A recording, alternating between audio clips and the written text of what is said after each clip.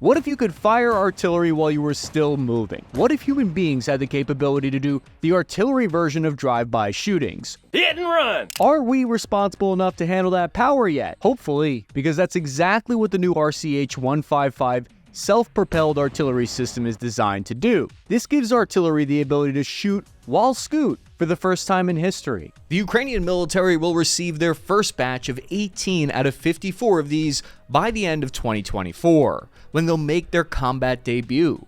Great Britain is also acquiring 116, and U.S. Army Futures Command Chief General James Rainey hinted that the U.S. military might be looking to acquire this system when he said, quote, "There are some very good wheeled howitzers that are having great effect in places like Europe," end quote. Rheinmetall's CEO also claimed that the US military was interested in acquiring this one-of-a-kind weapon system. This weapon has the potential to change the artillery warfare meta as we know it. I want to know, how is the RCH-155 able to accomplish this feat, and what kind of new tactics will this unlock?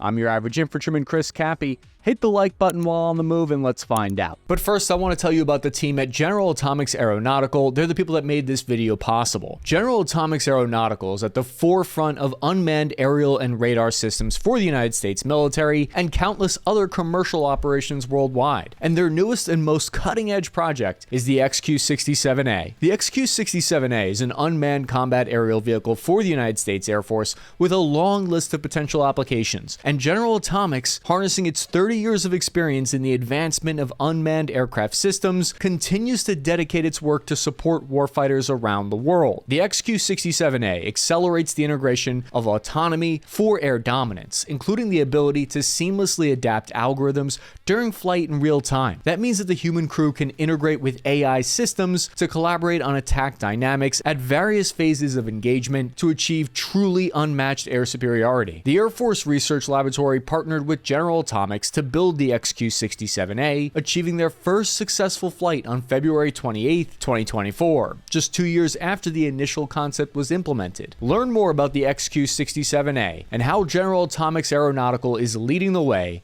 at UAV.com. Self-propelled artillery has been around since at least World War I, when some mad lad got the idea of slapping a cannon onto a moving vehicle. One of the earliest known examples comes to us from the 1917 French Schneider CA-1, a tank that had a 75mm field gun mounted on top of it. This wasn't purpose-built self-propelled artillery, but it did demonstrate the concept of a mobile gun platform. So I want to know, how did we go from that primitive tech to firing shells on the move? It wasn't until the 1950s, when we researched the technology skill tree enough, that we unlocked vehicles that fired while on the move. Looks like a good run. Break it loose. Whoa! Run them over. Early versions were single plane stabilizers, which helped tanks keep the gun relatively steady, but only on one vertical axis. One of the first tanks to feature this was actually a version of the American M4 Sherman. The early version of these gyroscopes would send feedback to an electro-hydraulic system that was connected to the gun's elevation mechanism. If the tank pitched forward or backward, the stabilizer would then adjust the gun's elevation in real time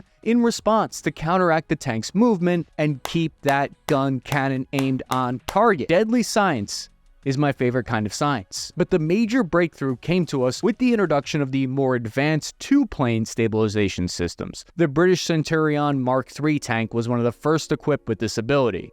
Stabilization was perfected throughout the following decades, to the point where today you see German tanks rolling around with open containers of beer, not spilling a drop. In the American military, we run the same test, but we use a giant cup of Black Rifle coffee instead. But why no artillery? Why was artillery excluded from all this fun? Why has the ability eluded artillery for so long? Was this a giant conspiracy against artillery? Was everyone racist against artillery? Probably not. It more so boils down to two main reasons: precision and location. Tanks and infantry fighting vehicle weapons typically have ranges that fall between 2,000 meters on the low end and 5,000 meters on the higher end. Given that they're firing directly at the target and have an active laser designation on it, the firing control system can generally account for any turning or bumps that throw off the aim. But even with that, they still miss a lot of times. If you take the slight inaccuracies that fire control system can account for, but then you multiply the distance by over 10-fold that the artillery systems have, you're going to be missing by several hundred meters. To put that into perspective, if you're firing at a target that's 30 kilometers away and you're off by just 1/10 of a degree, which would literally be half an inch in any direction, your round will impact 52 meters off target, which is outside the immediate kill radius of a standard 155mm round. Why are they just standing there? But the RCH-155 is able to account for this due to its advanced next-generation target control system. Even though it still isn't as accurate when firing stationary, firing on the move is an ideal situation if it's closer to the target than max firing range, or using some kind of GPS-guided munition. The real difficulty up until now has been how complex a fire mission is compared to just shooting straight at a target. Tanks do all the target acquisition, aiming, and firing themselves because they can see the target. Artillery guns rely on spotters or drones to call in artillery. You got a middleman there you have to deal with. A fire's direction center is needed to coordinate the trajectories, and the gun crew to do the actual loading and shooting. One critical aspect to this is determining where the artillery cannon is on the ground in relation to its target and the spotter. This is how a cannon is aimed. But because the RCH has an incredibly precise GPS and location tracker, it's able to account for this when the fire control system is determining a fire solution while actively moving. The second reason is because fire control systems were not complex enough. The technology in the past lacked the computational power and sensors to account for vehicle movement, terrain constantly changing relative to the enemy that you're trying to vaporize. Okay, the third reason, I think we're on 3 now, is that there's a problem with recoil. The RCH-155 uses sophisticated recoil management systems that distribute the force of the recoil in a way that allows the vehicle to maintain balance and continue moving without compromising the integrity of the vehicle or the accuracy of subsequent shots. The fourth reason this hasn't happened till now is because reloading the ammo by hand while you're moving is tough, which is why the autoloader in the RCH helps fix that. This is especially impressive considering most wheeled artillery pieces not only have to stop to fire, but they also need to extend props like a big tripod down into the ground to get better stability against massive recoil. The RCH-155, or Remote Controlled Howitzer, is remarkable because it's essentially the combination of 2 technologies that are already in use, that have been developed by Krauss-Maffei Wegmann and Rheinmetall starting in 2014. The RCH-155 at its most basic is a modified German AGM cannon glued on top of a Boxer IFV. I too have been working on a similar principle of warfare where I've put mortars on top of the Electric City scooters. Unfortunately, General Atomics turned my idea down. The cannon on the SPG actually has an interesting backstory. The RCH uses an L-52 cannon inside of a modified artillery gun module, or AGM. Originally designed in 2004, AGMs themselves are based off of the German PZH-2000 turret. The idea was to make them fully automated so they wouldn't need any crew in the actual gun compartment. This is a huge plus because if you see the most heavy modern self-propelled artillery guns, they have absolutely massive turrets. This is mostly so that they can fit the crew inside who do all the firing procedures for it. I was always jealous of those guys because it looks so cozy in there. This is one of the only interior photographs I could find from inside the RCH-155 module. We can see it's highly automated, not requiring any crew in there. This is where the ammo is stored and prepared. My understanding is there are 30 ready-to-fire rounds and 144 propellant charges stored in here. Meanwhile, the commander and driver are up front, sending signals to the back. It looks like HAL from 2001 Space Odyssey. That's the last time I referenced that movie in this episode, I promise. I found this video that shows the interesting reload process behind the vehicle where the rounds are dumped into the back. Or you could pull up another vehicle behind and automatically reload. During the initial testing of the AGM in 2006, 10 155 artillery shots were made in just 2 minutes and 19 seconds. All while the crew of 2 manning the system sat inside the cab of the vehicle, drinking coffee. But not Dunkin' Donuts coffee, because they know what they did to the pumpkin muffin. They ruined it. One of the main ideas behind this cannon was that it's easier to be transported by air, but more importantly, it's modular. Buzzword. In that it could be easily attached to the top of most any armored vehicle you happen to have lying around. This meant you didn't have to pay for an entire crew vehicle and all the logistical headaches that come along with it. The turret on the RCH-155 is significantly shorter than the original AGM, which is useful if not getting shot is, on your priority list. Combining a Boxer with the modded AGM-155 gives the system decent longevity, considering Boxers were only introduced into the service in 2011, and using a wheeled platform rather than tracked also keeps the overall cost and maintenance down. More importantly for the RCH-155 is that the wheels make it more agile. The RCH-155 accounts for the need for speed by being able to reach up to 62 miles per hour on road. However, when it comes to firing on the move, the system is likely to be moving at a more moderate speed to maintain stability and accuracy. Based on what I've watched of the footage of its demonstration, I believe it's reasonable to estimate that the RCH-155 can fire accurately while moving at speeds between 20 to 40 kilometers per hour or 12 to 25 miles per hour, depending on the terrain. All the videos we've seen have shown the vehicle moving fairly slowly while firing, but I'm not going to criticize something that's moving slowly considering it's a miracle that it's able to move and shoot at all. And this is just the first step. It's probably only going to get better from here. Just imagine 30 years from now when you're gunning at 80 miles per hour, full speed down the road, firing multiple artillery shots. Firing on the move, in theory, would essentially eliminate the threat of counter-battery fire potentially. Even if it was kicked off the second you started shooting, you'd be out of the kill zone before the round started impacting. However, with things like FPV drones, they might still be able to hit you even while you're moving. RCHs are only about a ton heavier than a Boxer IFV, even with a full combat load of ammo. Its combat configuration brings it up to about 39 tons in weight. That said, I can't imagine you'd want to make this thing as light as humanly possible, because I'd be worried about the recoil from the 155 flipping the thing on its side. I guess if that happened, you could have just switched to airburst ammo and call yourself an improvised flat cannon though. Because the gun itself is unmanned, the crew only consists of a driver and commander, significantly smaller than the 6 or so needed for American Paladins, and even smaller than the more advanced systems like the Archer, which require 3 to 4. If you ask me, I believe this is a first step to making more future forces that eventually be remote controlled entirely, not requiring humans in there operating at all. Because the hull is a Boxer IFV, the crews are able to enjoy a higher level of protection compared to the other wheeled SPGs, especially against mines and explosives because the Boxer V-shaped hull. The gun and vehicle hull are rated to protect against rounds up to 14.5mm and shrapnel from artillery, which is pretty standard for your wheeled IFVs these days. The 155 cannons have been the cornerstone of Ukraine and most Western military artillery fire. They offer a good combination of range, explosives, and larger size. This long range also gives it interesting tactical ability to perform what's called MRSI, or multiple round simultaneous impact. This is a cool concept. It's where one cannon fires multiple rounds back to back at different angles, so all the rounds impact at exactly the same time.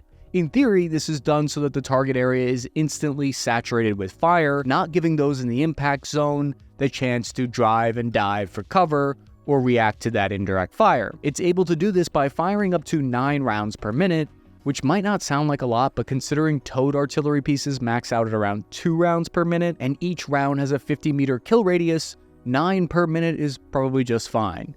This kind of saturation of fire is especially important when your enemy is on the defensive and well dug in inside of trenches and bunkers. As interesting as MRSI is, the RCH-155 has one really weird firing mode that kind of blurs the line between this being an artillery piece and being just a full-on armored fighting vehicle, because these have the option of running a remote weapon system, in this case the German FLW. It is essentially a giant thermal camera with a machine gun attached. It can perform hunter-killer with the actual artillery cannon. Once the commander designates the target, the gun performs the rest of the work and begins lobbing artillery shells at whatever got lazed. Because the system is totally automated, the commander can scan for additional targets while the cannon is firing on its own. Germany and KND recently conducted a study simulation that showed that the RCH-155 have pretty robust tank killing capabilities. By using them in the defensive, in direct fire mode, or as more of a maneuver unit rather than support unit in the offense, they can serve basically as roving anti-tank guns, like those seen way back in the Second World War. Unfortunately, as badass as that sounds, it would only be used in the mostly self-defense situations, or if an enemy force is already severely attrited, when artillery pieces have to switch into direct fire mode and are within the enemy direct fire range.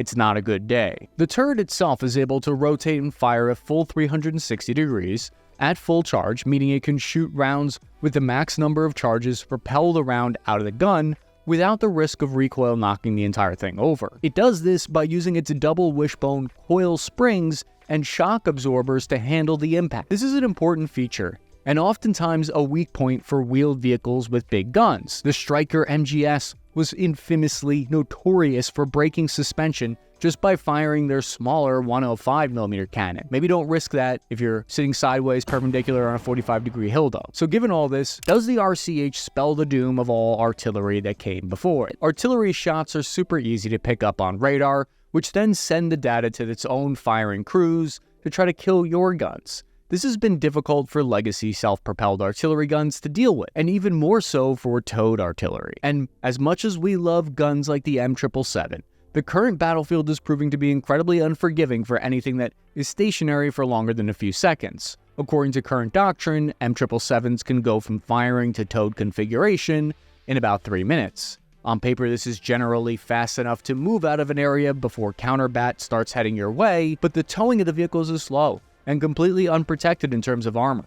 Recent reports on the front line suggest that it takes as little as 1 minute for an enemy FPV drone to strike your position after firing. Plus, just consider the human factor that setting up, firing, and then tearing down a massive artillery gun gets exhausting after a period of time. In July 2022, that's why Ukraine made the official request to Germany for these RCH-155s and other modern artillery assets. And 5 months later, in December, the request was approved. What we've seen in Ukraine probably isn't the full-on death of towed artillery necessarily, but it's forcing innovation to account for how slow it is compared to some self-propelled options. So towed artillery, for instance, can be dug deep into the earth and protected more easily in a kind of artillery trench than compared to self-propelled artillery. So towed does still have some advantages. Firing on the move is useful and does have a place on the battlefield, but just in the same way as firing a rifle while moving or machine gun turret while driving, you aren't going to be as accurate. It's likely comparing a sniper with a bolt action in the prone to a soldier rapidly firing with an assault rifle while standing. Different strokes for different folks. Odds are the majority of this vehicle's fire missions